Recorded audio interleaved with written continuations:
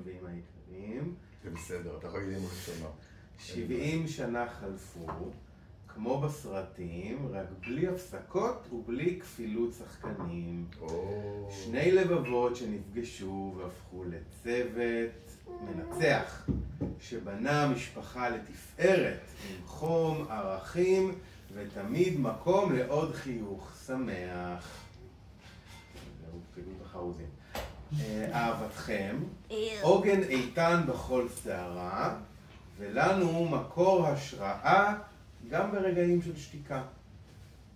הצלחתם לא רק לשמור על אש האהבה בוערת, אלא להדליק אותה מחדש שוב ושוב בכל דרך אחרת.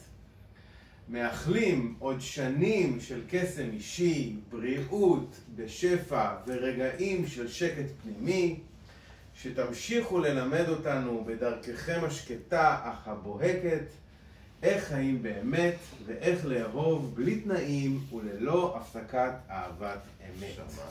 איתנו שוטה. מזל טוב. לחיים.